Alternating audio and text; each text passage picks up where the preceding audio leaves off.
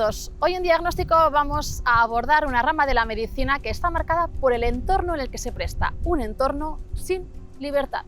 Hablamos de la medicina penitenciaria que ejercen unos 200 médicos en España. Son los responsables de la salud de los 56.000 internos que residen en las prisiones de nuestro país. Las enfermedades mentales, las infecciosas y el consumo de drogas son los principales retos sanitarios a los que se enfrentan estos facultativos. Los retos administrativos pasan por reclamar que se cumpla la ley de 2003 que traslada las competencias sobre este campo a las autonomías. En esta reivindicación está nuestro invitado principal, José Joaquín Basanta, médico en el Centro Penitenciario de Albolote y presidente de la Sociedad Española de Medicina Penitenciaria. Cada vez ingresa más gente con trastornos mentales y con trastornos mentales graves dentro de las prisiones. Momento ahora, antes de adentrarnos en la realidad de la medicina penitenciaria, para las principales noticias de la semana.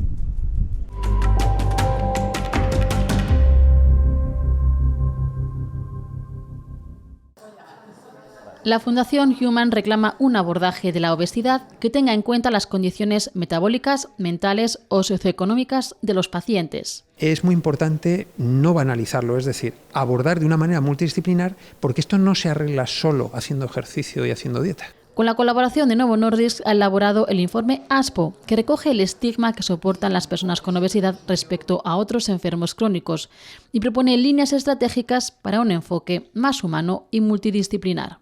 No solo es una enfermedad aislada, sino que aumenta el riesgo cardiovascular, aumenta la diabetes, la hipertensión, según algunos tipos de cáncer. España es uno de los países europeos con más personas con obesidad, un 16% de los adultos. La inteligencia artificial llega también a la reproducción asistida. La evidencia médica ha demostrado los múltiples beneficios de su aplicación en la selección de embriones, previamente a la transferencia al interior del útero. En algunas clínicas ya se está poniendo en práctica. El sistema es capaz de identificar cuáles pueden tener más probabilidades de que el embarazo llegue a término y cuáles pueden presentar alteraciones cromosómicas y, por tanto, no ser capaces de generar un embarazo viable. El Corte Inglés financiará una nueva investigación para luchar contra el cáncer de mama. Se trata de un ensayo clínico que pretende evaluar la toxicidad del tratamiento para ajustar la dosis óptima. La idea es aislar a las células del sistema inmunológico y modificarlas en el laboratorio para después devolverlas al paciente mediante una transfusión que ataque el cáncer.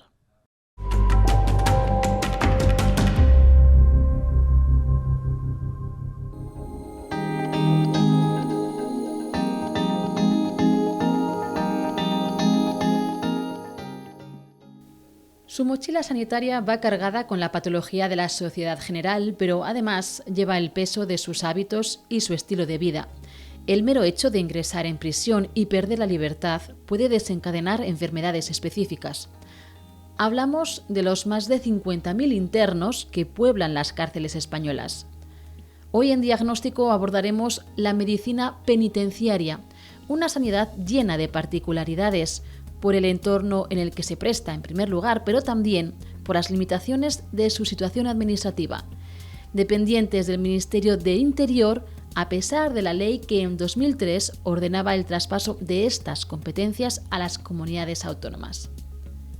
Después de casi 30 años siendo el médico en el Centro Penitenciario de Albolote, en Granada, José Joaquín Basanta, presidente de la Sociedad Española de Medicina Penitenciaria, lo sabe bien. Es experto universitario en VIH y ha centrado su carrera en la hepatitis vírica y la salud mental. Con él vamos a conocer más a fondo los pormenores de esta sanidad en cautividad. En torno a 50.000 personas viven en los centros penitenciarios en España. De cuidar su salud se encarga la medicina penitenciaria. ¿Cuáles son sus competencias? Bueno, fundamentalmente la sanidad penitenciaria es una sanidad de atención primaria. Es lo mismo que se hace en cualquier centro de salud, de atención primaria, lo hacemos en la sanidad penitenciaria. Lo que pasa es que sí es verdad que por las características de la población que atendemos hay una serie de patologías que serían más de especialista, que son muy seguidas, muy atendidas y muy conocidas por la sanidad penitenciaria, como son todas las relacionadas con la adicción y por lo tanto con las enfermedades infecciosas que van alrededor de las adicciones y con los trastornos mentales, sobre todo con los trastornos mentales graves y con los trastornos mentales de todo. ¿En qué medida ese perfil de la población penitenciaria determina las patologías que suelen atender? En todo, es decir, lo determina todo, porque las patologías que hay alrededor de las adicciones, por ejemplo, son muy concretas, sobre todo en el terreno de las infecciones, la infección por el VIH, las hepatitis, la tuberculosis, etcétera. Todo eso está muy relacionado con esos ambientes de marginalidad, con ambientes de drogadicción. Y luego, en el mismo sentido, las adicciones y la salud mental están muy relacionadas, la patología dual es tremendamente prevalente dentro de las prisiones y por lo tanto todo eso va a condicionar mucho el estado de salud y la atención que se le va a prestar a los internos. El derecho a la salud es un derecho universal. Nada importa que quien lo ejerza no viva en libertad. La Ley Orgánica Penitenciaria recoge el derecho a la asistencia sanitaria de los internos.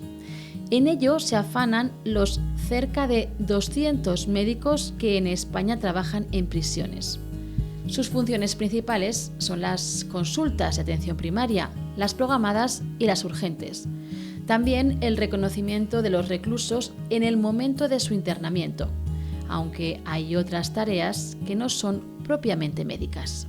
Hay otra parte que es la paramédica, que tiene un componente regimental muy importante, que es realizar funciones pues, de seguimiento de huelgas de hambre, ver a todas las personas que tienen regímenes de vida más restrictivos, bien por aislamientos, sanciones, regresiones de grado, informes a juzgados de vigilancia y a otros juzgados, seguimientos de protocolos de suicidio. Esta es una de las particularidades de la sanidad en el entorno penitenciario, la más importante posiblemente, la condición de la población reclusa. En su mayoría procedentes de zonas económicamente deprimidas, con hábitos poco saludables y en ocasiones sin ningún contacto previo con la sanidad. La población penitenciaria mayoritaria está entre los 20 y los 30 y tantos. Frente a lo que la gente se cree, no todo el mundo es reincidente. Otro perfil típico, drogodependiente. El drogodependiente en el medio penitenciario andará por la mitad más o menos. Y luego hay otro grupo que es la población extranjera, que debe de andar en este momento por el 27-28%. Que bueno, la población extranjera luego es un grupo muy heterogéneo. Un perfil que determina la patología predominante en este ecosistema sin libertad. Problemas de salud mental, que es superior a la media, problemas de consumo y uso de sustancias, de cualquier problema de adicciones, que también es muy superior a la media, problemas de patología infecciosa, VIH y hepatitis C, que también es superior a la media, y luego, por supuesto, que tenemos los mismos problemas que el resto de la población. Y como en el resto de la población, los problemas de la salud mental y las intenciones autolíticas están aumentando. Las muertes por consumo de drogas o por suicidio son las principales causas de muerte dentro de los centros penitenciarios. Bueno, sí es verdad que hay muchas más de las que en proporción hay en la población general. Efectivamente, los problemas de suicidio deben estar aproximadamente en una tasa de 8% superior a la población general, lo cual también tiene cierto punto de normalidad, porque es una población en la que todos los problemas que hay para el suicidio en la calle los importan y se los traen dentro de la prisión, y ahí añadimos el hecho de unas condenas, el hecho de algunos delitos, el hecho de la soledad o el hecho del desarraigo familiar. Entonces es más normal que pueda haber más riesgo de suicidio. Y en cuanto a la sobredosis, pues efectivamente es un problema grave en todo el país, en todas las poblaciones con adicciones, el abuso de drogas, el abuso de psicotropos, que cada vez es mayor en todo el mundo, pues dentro de las prisiones está más concentrado y por lo tanto es normal que haya más riesgo y más problemas. Y en cuanto a las enfermedades mentales, ¿podemos decir que es el principal problema al que se enfrenta la medicina penitenciaria hoy día? Yo creo que hoy sí. Es decir, hace unos años el principal problema era el derivado de las infecciones, sobre todo el VIH y las hepatitis. Hoy está siendo sustituido por los trastornos mentales. Efectivamente, cada vez ingresa más gente con trastornos mentales y con trastornos mentales graves dentro de las prisiones. Los trastornos mentales graves afectan al 5% de los reclusos, según el Libro Blanco sobre atención sanitaria a las personas con trastornos mentales graves en los centros penitenciarios de España, elaborado por la Sociedad Española de Psiquiatría Legal y la Sociedad Española de Medicina Penitenciaria. En total, más de 1.700 internos, que pueden ser más ya que el 50% de los que son valorados en consulta de psiquiatría reciben este diagnóstico. La principal son las conductas adictivas, luego estarían los trastornos de personalidad, luego estarían los trastornos de adaptación, es decir, reacciones emocionales, ansiedad, depresión sobre lo que es el entorno penitenciario, los conflictos regimentales, etcétera, etcétera. Y luego están pues, lo que serían los trastornos mentales graves, ¿no? Que sería esquizofrenia, trastorno esquizoafectivo, trastorno bipolar, trastorno de idea delirante. El 70% de los presos con enfermedad mental grave no han tenido tratamiento antes de entrar en prisión. Ingresar en un centro penitenciario puede ser una oportunidad para su cuidado y para la estabilización de sus síntomas, siempre que se cuente con recursos adecuados y que se interne en un hospital psiquiátrico penitenciario.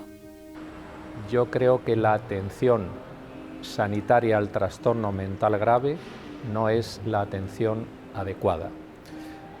Básicamente porque la mayor parte de los pacientes con trastorno mental grave están en centros penitenciarios. Solo hay 2 psiquiátricos penitenciarios, uno en Sevilla, que hay hombres y mujeres, y otro en Foncalén, que eso es Alicante, la entrada a Alicante. Imaginaros lo que provoca una persona que sea, en nuestro caso, de Castilla y León, de Valladolid, de Salamanca, de León, lo mandas a Foncalén, a Alicante, con lo cual el vínculo familiar se rompe totalmente. Eso es una realidad. Pero el 80% de los presos con enfermedad mental grave están en una cárcel normal. Hospital de día, entrenamiento en habilidades sociales, terapia de grupo, etcétera, etcétera. Eso no se está haciendo. Básicamente, ¿por qué? Porque estamos en territorio de instituciones penitenciarias, donde lo sanitario es simplemente un elemento más dentro de otros elementos. No es el protagonista. Entonces, lo bueno sería que estos pacientes estuvieran en un entorno donde lo sanitario sea el elemento central. Las enfermedades mentales se agravan cuando están acompañadas de un consumo de drogas, un problema generalizado en prisión. Más del 90% de los casos, todos los problemas de salud mental van acompañados de problemas con drogodependencias, problemas de adicciones. Eso se llama patología dual. En nuestro caso, la patología dual tiene una prevalencia enorme. En el trastorno mental grave, el consumo de drogas tiene siempre consecuencias nefastas, siempre. Favorece la recaída. Entonces, pacientes que más o menos están estables, con más o menos medicación, viene el consumo de drogas y viene una descompensación psicótica. Las drogas son un desafío en los entornos penitenciarios, si bien se están haciendo los deberes. Mientras que la mitad de los internos reconocen haber consumido sustancias ilegales durante su último mes en libertad, solo el 17% siguió haciéndolo en prisión, según la encuesta sobre salud y consumo de drogas en población interna en instituciones penitenciarias que publica cada 5 años la Delegación del Gobierno para el Plan Nacional sobre Drogas. Pone de relieve un descenso en la demanda de la mayoría de las sustancias ilícitas, especialmente del cannabis. Desde 2006 se ha reducido a 1/3 su consumo. Además, la mitad de los internos que se inyectan conocen la existencia del programa de intercambio de jeringas penitenciarias, clave para evitar la transmisión de enfermedades como SIDA o hepatitis.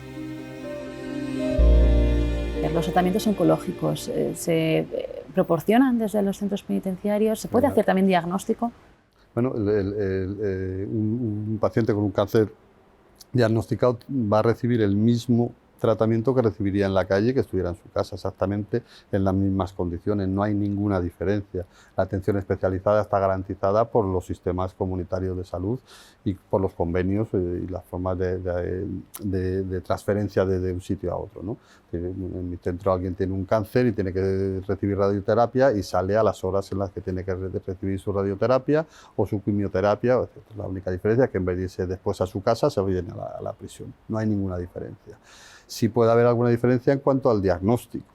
¿Qué es lo que ocurre? Como en las prisiones ahora mismo, las que no tienen las transferencias concedidas, bueno, en esas prisiones en las que hay pocos médicos, en las que hay la atención primaria prácticamente ha desaparecido, el seguimiento de las personas es nulo o muy corto en general, y por lo tanto se nos pueden escapar personas que pueden haber estado dando alguna sintomatología que si se hubiera estudiado un poquitín más a fondo hubiéramos podido detectar el cáncer un poco antes. Pero cuando el paciente necesita salir al hospital, ¿cuál es el proceso? ¿Cuál es el procedimiento? El proceso es hacer una orden de salida, entonces las fuerzas de seguridad del Estado, Guardia Civil en las zonas en las que la responsabilidad de los traslados es de la Guardia Civil, o en las capitales de provincia la Policía Nacional, y hace el traslado y lo lleva a la consulta que le corresponde. A finales de los años 90, el VIH era el principal reto de la sanidad penitenciaria. Afectaba al 32% de los reclusos. Una década después, era desbancado por la hepatitis C. La sufrían la mitad de los presos. Hoy la prevalencia de estas afecciones ha caído al 3,8% en el caso del VIH y al 9% en el caso de la hepatitis C, en gran medida gracias a los programas de prevención y detección precoz penitenciarios. Primero hay que diagnosticarlas, al ingreso para eso se le ofrece y no hay ningún problema el realizar el diagnóstico, una analítica, y después, pues ya una vez diagnosticados, se tratan. Una labor con efectos sobre la salud pública, dado el bajo porcentaje de reincidentes. Es el 22-23% de la población penitenciaria, lo que te quiere decir que no son tanto reincidentes. Si alguien sale de prisión correctamente tratado de VIH o de hepatitis C, no transmitirá a la población exponencialmente esa patología. Se ha referido en varios momentos a las comunidades donde tienen las transferencias, a pesar de que hay una ley desde 2003 en el que fija que las competencias de la medicina penitenciaria deben ser derivadas a las comunidades autónomas. Todavía a día de hoy en el grueso de las comunidades autónomas siguen dependiendo del Ministerio de Interior. ¿Cómo les afecta esto en el día a día? ¿Cómo afecta a la atención a la población interna? Bueno, afecta a la relación paciente-médico no le afecta nada, le afecta el número de médicos que tenemos. Es cierto, en el año 2003 la Ley de Cohesión y Calidad del Sistema Nacional de Salud mandaba que en 18 meses deberíamos estar integrados todos en los correspondientes servicios comunitarios de salud según donde estuviera la prisión. Hasta en el momento actual solo lo han cumplido Cataluña, el País Vasco y hace un par de años Navarra. El resto seguimos perteneciendo, como bien has dicho, al Ministerio del Interior, a la Secretaría General de Instituciones Penitenciarias. ¿Cuál es el problema? Pues el problema es que nuestras condiciones laborales son muy inferiores, están muy alejadas de lo que están en las comunidades autónomas. De media podemos decir que un médico de prisiones está cobrando quizá alrededor, en el peor de los casos, de 1.000 euros menos que un médico en un centro de salud normal. Eso significa que en una época como la que vivimos, en la que el paro de médicos es muy bajo, por no decir que es inexistente, pues la gente no viene a trabajar a la prisión. ¿Quién va a ir a trabajar a una cárcel para cobrar 1.000 euros menos que si estoy trabajando en el centro de salud de al lado? Entonces, esa falta de recursos humanos es la que condiciona todo. Hay centros penitenciarios donde o no hay un médico o hay un solo médico. Entonces, en esas circunstancias no hay atención primaria, no hay seguimiento, no de patologías, no se atiende nada más que las urgencias y las que te llegan a enfermería. Claro, porque según datos de este mismo 2023, creo que de unas 500 plazas que habría de facultativos en medicina penitenciaria están cubiertas en torno a 150. Un tercio. Aproximadamente ahora mismo está cubierto un tercio de las relaciones de puesto de trabajo de las prisiones dependientes del Ministerio del Interior. El caso del expresidente de la Junta de Andalucía, José Antonio Griñán, procesado por prevaricación y malversación de fondos y enfermo de cáncer, puso sobre la mesa de la actualidad mediática hasta qué punto están las cárceles españolas preparadas para proveer de tratamientos oncológicos a los internos. Pero el de Griñán no es un caso aislado. En 2021, según el informe de la Secretaría General de Instituciones Penitenciarias, se realizaron 576 consultas oncológicas. Todas, salvo 3, precisaron la salida del interno de la cárcel. Los tratamientos de quimioterapia, como otros tratamientos, se realizan en el medio hospitalario. Y luego tratamientos de soporte sí se hacen en el centro penitenciario. No solo los tratamientos oncológicos requieren la excarcelación del interno, también la atención especializada. De las 90.000 de estas consultas de 2021, 28.000 se prestaron fuera del centro penitenciario. ¿Que hay que operarlo? Se le opera igual que a una persona normal, pero luego el posoperatorio, esa parte que estás ingresado, lo haces en planta, pero en una planta específica, una parte del hospital que también es cárcel. Los facultativos del medio penitenciario reivindican que muchas de estas excarcelaciones, sobre todo entre las derivadas de urgencias, podrían evitarse con la adecuada prevención y supervisión de los internos. Para ello se necesita más personal.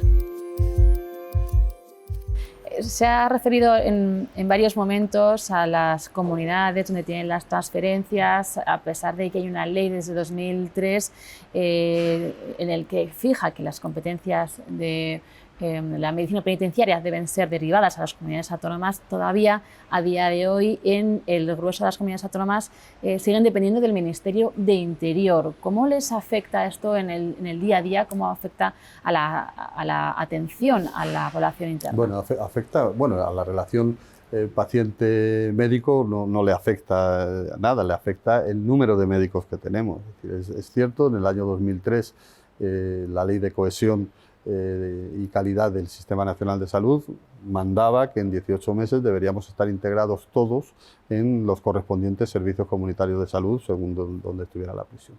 Hasta en el momento actual solo lo han cumplido Cataluña, el País Vasco y hace un par de años Navarra. El resto seguimos perteneciendo, como bien has dicho, al Ministerio del Interior, a la Secretaría General de Instituciones Penitenciarias. ¿Cuál es el problema? Pues el problema es que nuestras condiciones laborales son muy inferiores, están muy alejadas de lo que están en las comunidades autónomas. De media podemos decir que un médico de prisiones está cobrando quizá alrededor, en el peor de los casos, de 1.000 euros menos que un médico en un centro de salud normal. Eso significa que en una época como la que vivimos, en la que el paro de médicos es muy bajo, por no decir que es inexistente, pues la gente no viene a trabajar a la prisión. ¿Quién va a ir a trabajar a una cárcel para cobrar 1.000 euros menos que si estoy trabajando en el centro de salud de al lado? Entonces, esa falta de recursos humanos es la que condiciona todo. Hay centros penitenciarios donde o no hay un médico o hay un solo médico. Entonces, en esas circunstancias no hay atención primaria, no hay seguimiento, no de patologías, no se atiende nada más que las urgencias y las que te llegan a la enfermería. Claro, porque según datos de este mismo 2023, creo que de unas 500 plazas que habría de facultativos en medicina penitenciaria están cubiertas en torno a 150. Un tercio. Aproximadamente ahora mismo está cubierto un tercio de las relaciones de puesto de trabajo de las prisiones dependientes del Ministerio del Interior. 50.000 internos y menos de 200 facultativos, o lo que es lo mismo, un médico por cada 300 presos. Y cerca de 300 plazas vacantes. Actualmente tenemos el 33% de los médicos que debería haber en prisiones. La cárcel de Ávila no tiene ningún médico. Hay que recurrir a sistemas de contrata, que es un poco llamativo. Valladolid tiene 1, Segovia sí está mejor. Es la realidad a la que se enfrentan profesionales desbordados que se quejan de la imposibilidad en estas condiciones de hacer seguimiento y prevención. La medicina penitenciaria se ha convertido, dicen, en medicina de urgencia. La atención no es como debería ser. Es una de las grandes carencias y es consciente la propia administración. Lo intenta cubrir como puede, pero es un tema que es una cosa que algún día nos va a explotar. De hecho, es una de las quejas más recurrentes que recibe el juzgado de vigilancia. Si nosotros tenemos 600 al año, no creo que me queme si te digo que 200 y pico tienen que ver con temas sanitarios, lo cual es llamativo. El Departamento de Interior trata de suplir esta carencia de atención primaria con teleasistencia, también contratando los servicios de empresas de sanidad privada. Y al final hay un coste estimado de lo que supone recurrir a la medicina privada. Sobre todo tiene un coste en salud, tiene un coste en la salud de una población que tiene, por mucho que esté privada de libertad, los mismos derechos que tenemos tú y yo.